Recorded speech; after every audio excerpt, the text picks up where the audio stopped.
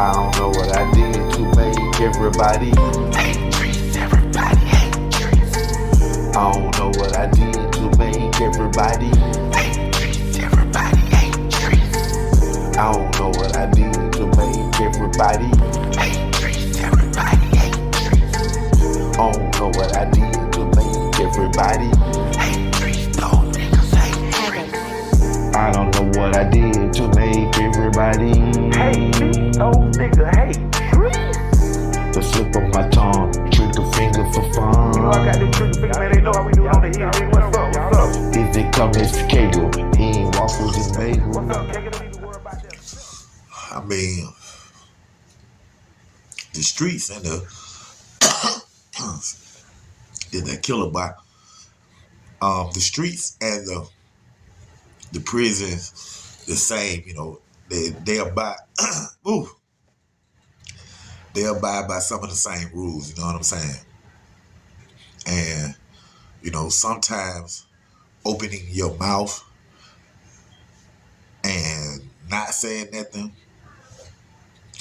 could mean, you know, either life or death. And you know, out here in the streets, especially, you know, that's an everyday thing. Choices that we make every day, not knowing what the effect is, man. You know what I'm saying? It's just like one thing I don't do. It's just like shooting your gun on 4th of July or New Year's and stuff like that. Not knowing the consequences on where that bullet is going to land. You know, it got to come down somewhere. You know what I'm saying? Especially if you shoot them in the air in the city. You know what I'm saying? So it's kind of the same effect, man. You know, we say things and do things every day, not truly knowing the effect that it causing to our lives, but rather, you know, somebody else's lives too. You know what I'm saying? And I put myself in a position, you know, that I have to go to, you know, sleep with every night. You know what I'm saying? And you just have to watch the information that you release out your mouth. You know what I'm saying? I had a friend call me one day, and he told me, like, man, I'm finna go hit this lick. You know, he finna, you know, that they had a little stick and move playing, and I was like, man, who going with you? So he had named like 2 cats that was from College Park that I knew, and then he named one guy from Atlanta that I didn't know. You know what I'm saying? And this story stayed deep to me, you know, because like I say, unintentionally. And so he told me they was going on a lick. 2 friends that I knew, 1 friend that I never heard of. Well, actually, I have heard of this guy. He's from Atlanta, the West Side, Bankhead, Martin Luther King area, and he was supposedly to be one of the guys out of the 3 guys that came down to College Park and you know, did some robbery or whatever. So that's the only way I knew this guy's name. You know what I'm saying? So they going on the lick, you know, like I say, my partner, who was one of my close friends, what's up, dog? Come home, boy. He you know, like I said, he's going with them. So, you know, I get off the phone with him. The night goes on. The next morning, he called me. My eye itching. He called me, and he was very upset.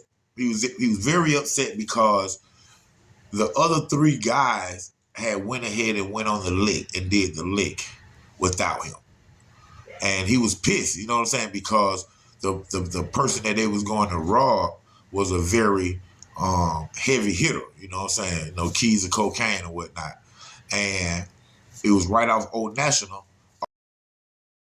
You know what I'm saying? Just, you know, keeping it real. I'm gonna give y'all some true information for those of y'all who know what I'm talking about and what incident I'm talking about. You know what I'm saying? So, and that's crazy because some people be thinking these stories, blah, blah, oh, he all cap. man, there's thousands of people that know these stories that I'm telling, man. You know, College Park, East Point, and Atlanta. You know what I'm saying? So Union City, Riverdale, big shots out to them. So he was highly upset because they didn't take him with them, man. You know, he was like calling, man, yeah, man. You know, they didn't take me with them, man, and this and you know that. And he was just going on like, yeah, man, that's effed up, man. They know, they say they're gonna do something. They should have kept their word. You know, we just kicking the bobo. So then it had to be at least 5 or 6 hours, making it like 11 or 12 o'clock at night. And on my phone ringing, and it's my same partner. You know what I'm saying? I'm like, oh man, he finna, rant and vent about this whole thing. I started to answer the phone just because I thought it was that. He was finna, vent to me again about them not taking him to hit the lick. But I said, man, let me go ahead and answer the phone. So I went ahead and answered it, drinking coffee, y'all. It's probably like 5 o'clock in the evening, 6 o'clock. But I went ahead and answered the phone, and he wasn't talking about that, man. He's, hey, Treese, man. I'm like, what's up? He like, man, I'm glad that I didn't go with them, man. Like, why? What happened? He was like, man, they killed home, man. I'm like, what? I'm talking about the dude who got the key? Like, yeah. It's like, man, what the? For real? He was like, yeah, man, look at the news, man. It's all on the news, man. Fulton County, College Park, right out of Old National, man. So I said, dang, man, like that. And then I said, man, who was home, man? How we didn't know he in our city up on our nose like that? And he was like, yeah, man, he come from Atlanta. That's why he come from Atlanta and got a little house on the outside of College Park project, downtown College Park where we at. And he was an older dude. I'm like, man, you ain't know his name? Then he told me the name, man. When he told me the name, right then and there, everything just flashed in my head. And this guy, he owned a record service. He had a building in College Park right off Main Street. And the building was used, like I say, for the record service. But the back side of the building, he let his younger brother rent it out. But not rent it out, but use it as like a studio. And that was actually the studio that my group, Untouchables, recorded all 3 of our albums. And the engineer, close friend of mine, that engineered all the Untouchables 3 albums, he was the younger brother of the murder victim.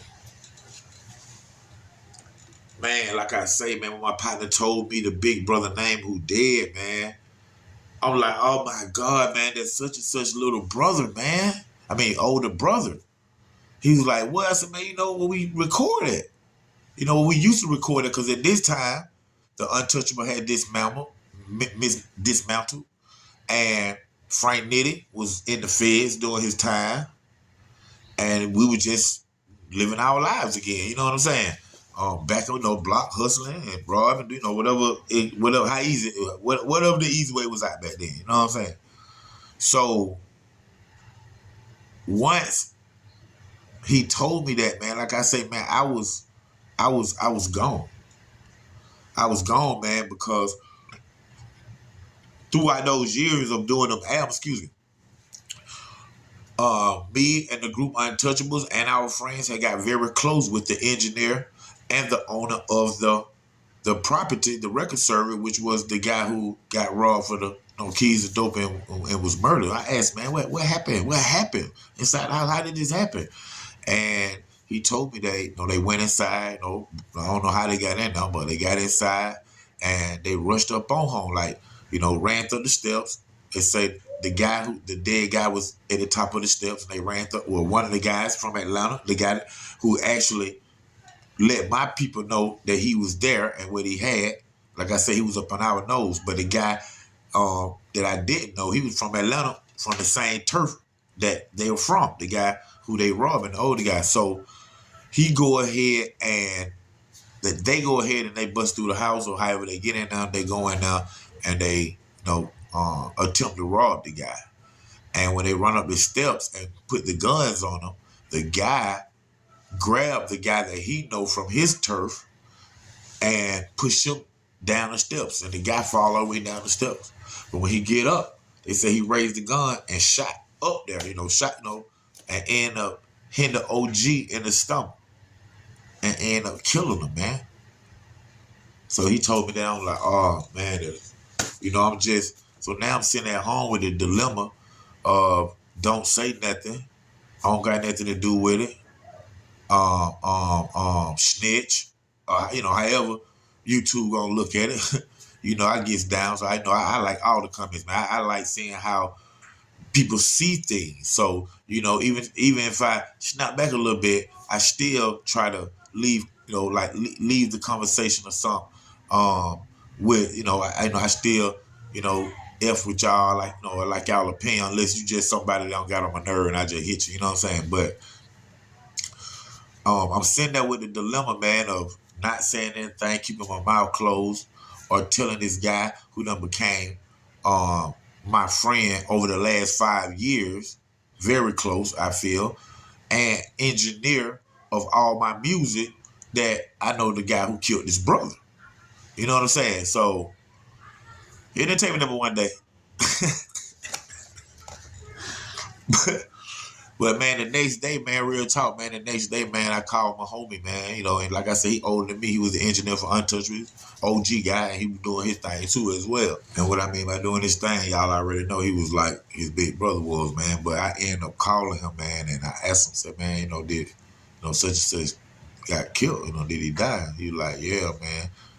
And I said, man, I hate to tell you this, man, be the one that tell you this too, man, but I know who killed him, man, and he was somebody from up there where y'all from. Once I said that to him, he was like, he didn't want me to tell him over the phone. So he asked me for my address. I was staying like right out Riverdale Road. He came down there, man. I sat in the truck with him, man, and I ended up telling him the name, man. You know what I'm saying? And he was like, Tree, man, I appreciate you, man. This won't never come back to you, man. I was like, no problem, man. And then he gave me an envelope, man. I looked down at it. He told like, what did he was like, this for you? Then I said, nah, man, like, you my partner, bro. I ain't even gonna take that from you. He was like, nah, man, take it, bro. He was like, bro, we want you to have it. He gave me the envelope, man. I went home.